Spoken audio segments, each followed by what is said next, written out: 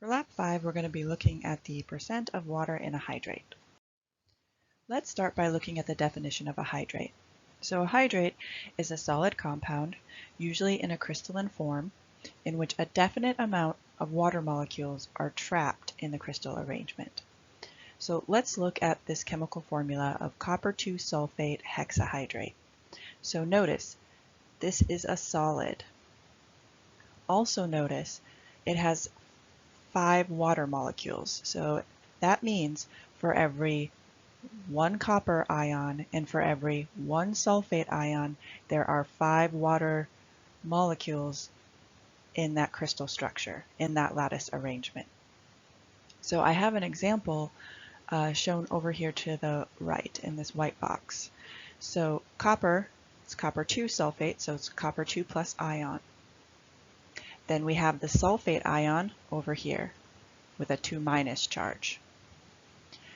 So for every 1 copper ion and for every 1 sulfate ion, we have 5 water molecules. And you can count the water molecules that we have here too. So there's 1, there's 2, 3, 4, and 5. So I said in the definition that those water molecules are trapped. That's a little misleading. They're not exactly trapped within the crystal lattice. They're actually held in place in this hydrated compound by electrostatic forces between the polar water molecules and the ions themselves. These electrostatic forces are weaker than the ionic bond between copper ion and the sulfate ion. So since these electrostatic forces are weaker, what we're going to do in the lab today is we're actually going to drive off those water molecules. So we're going to try to make the hydrated compound an anhydrous compound. Anhydrous meaning with no water, dry. So our goal is to get these water molecules out of the crystal structure. So let's look at how this would happen with that copper 2 sulfate hexahydrate.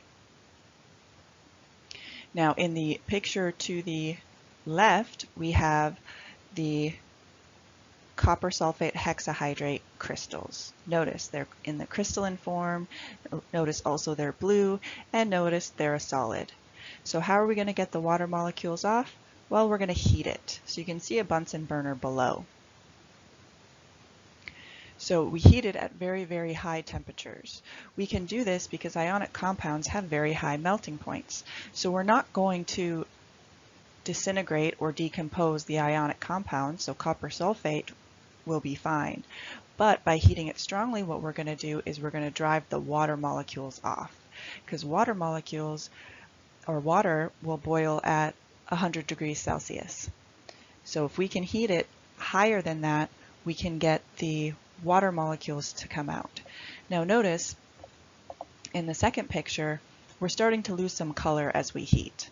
Okay, so what's happening is these crystals, the original blue crystals, are kind of being broken apart as the water molecules are escaping, as they are, those electrostatic forces are being broken. So we keep heating until we get all of the water molecules off. You notice now the color is also white. It's no longer a crystalline form, it's more of a powder. So what we have here is the copper sulfate, which is a solid, and then the 5 water molecules that were in the hydrated compound are now in a gaseous state, so they're gone.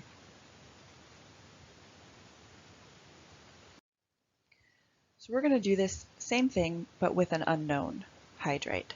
So first what we need for our apparatus is a ring stand with an O-ring. You can see in the picture to the right. On top of that O-ring we have a clay triangle.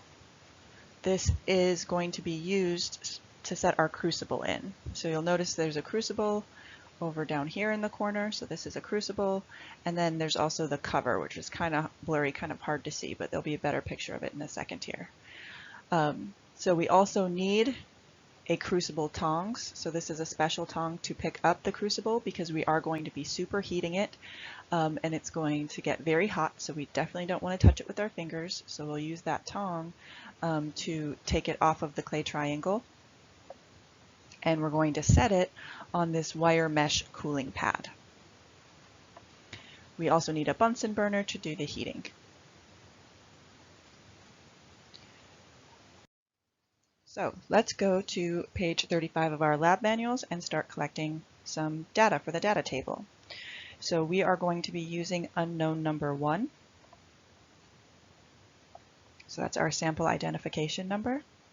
The first thing we need to do is mass the crucible and the cover. So the mass of the crucible and the cover when it is clean, dry, and empty is 34.546 grams. So why are we measuring the crucible and the cover? Because when we're heating this, we're actually going to have the crucible cover on top at a slight angle so that the water molecules can escape, but we're not losing any of the solid, any of the ionic compound that we want to keep. So next we'll take our unknown, look at those pretty white crystals, and we will add, according to the lab manual, 2 to 3 grams of the hydrate sample. So once we add it, we of course need to mass the crucible, cover, and hydrate. So this 36.887 grams is all 3 of those together. So you would put that under trial 1. Next we need to strongly heat it. So in order to strongly heat it, we light our Bunsen burner and we want to have a blue flame. You can see the blue flame to the left, and what we're looking for is to get this inner cone. So you can kind of see the outline of this cone. That's the hottest part of the flame. So we want to heat the crucible to get that blue cone very, very close to the bottom, but not necessarily touching. Okay, so we're not looking for a red flame, blue flame's hotter. So you can see in the picture to the right, once I started heating it, we heat it so strongly that the bottom of that crucible turns red.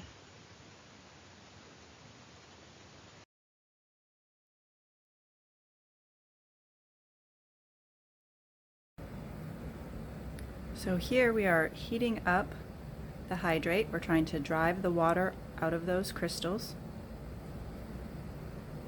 You can see we have the crucible cover on top of the crucible, but with a slight gap. That's to allow the water vapors out.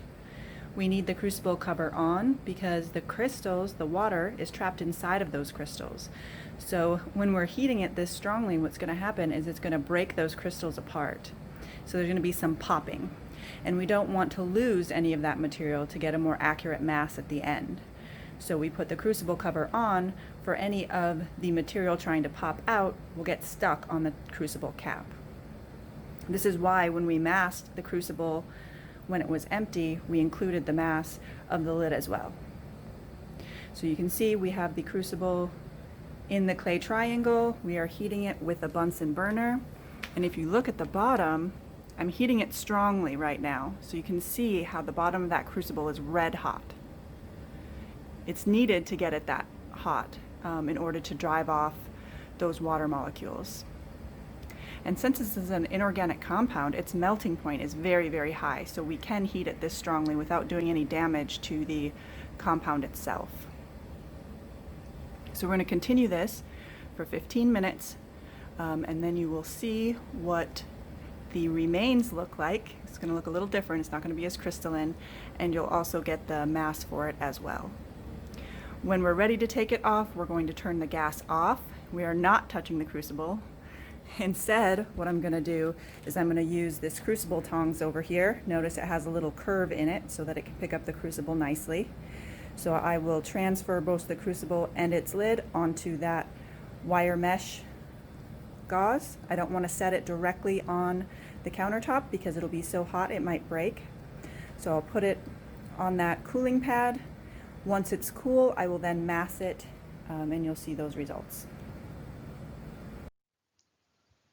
So after the heating process is complete, this is what our anhydrous ionic compound looks like. So no more water molecules. We are not looking at the hydrate anymore. We are now looking at the anhydrous ionic compound. So once it is cool, we need to mass it. Once again, making sure to mass the crucible cover as well in case there's any material on the crucible cover.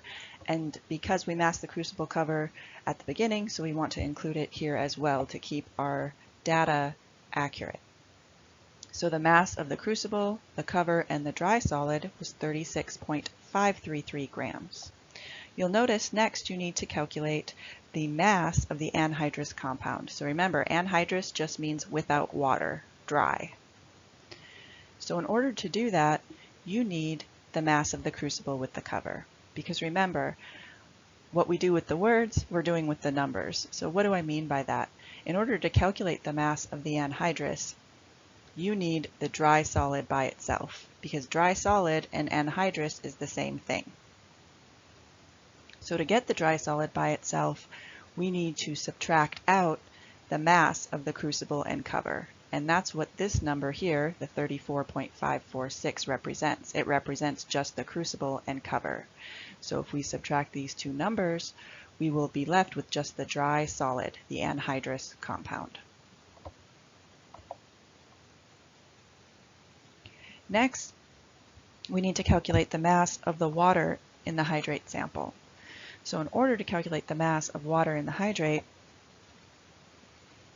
we need to subtract out the ionic compound. So let's look at the previous example that we saw with the copper 2 sulfate pentahydrate. So we need to take the hydrate, the mass of the hydrate, and subtract out the mass of just the ionic compound, so the anhydrous. That will leave us with the mass of just the water.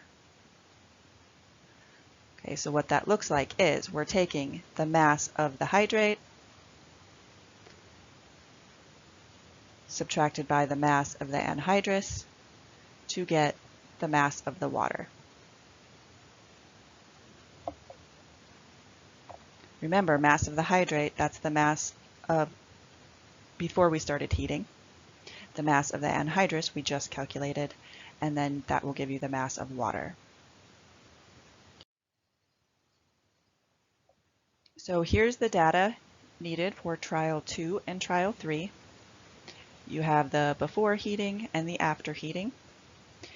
So you're going to be using these values to calculate the mass of the hydrate in trial 2, just like we did for trial 1 on the previous slide.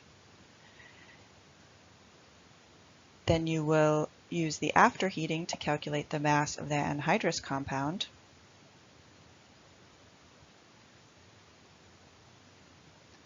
And then also the mass of water in the hydrate sample.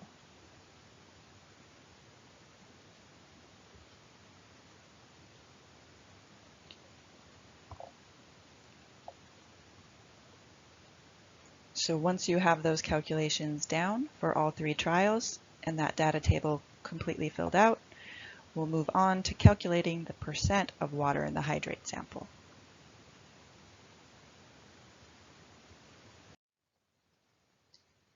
So why are we calculating the percent of water in the hydrate sample? Because we're trying to identify our unknown. So that's the goal. What hydrate do we have? So to calculate the percent water, we're going to take the mass of water, so we're using information from the data table that we filled out. We're going to be taking the mass of the water and divide it by the mass of the original hydrate. Make sure to multiply it by 100 to get a percent value. Now you want to calculate the percent water for all 3 trials. So the reason we did 3 trials is because the more trials that you do, the more accurate your results. So you'll see if you turn to page 36, there's a spot for trial 3 as well to calculate the percent. Now all these percents should be very similar to each other. If they're not, a calculation went wrong somewhere. Okay, so you should be getting similar numbers. They won't be exactly the same, but they should be similar. Once you have those calculations complete, then you calculate the average percent of water in the hydrate sample. So you're going to take all 3 trials, the percent water that you just calculated, add them together, and divide by 3. Make sure you do the addition in parentheses, or else do it first. If you don't have the parentheses and you enter it all into your calculator, what you're going to get is by orders of operation, it's going to take whatever value you got for trial 3, and it's going to do the division part first. So make sure you have those parentheses when you're calculating your average percent of water. So why are we doing this? We're going to compare that average percent value.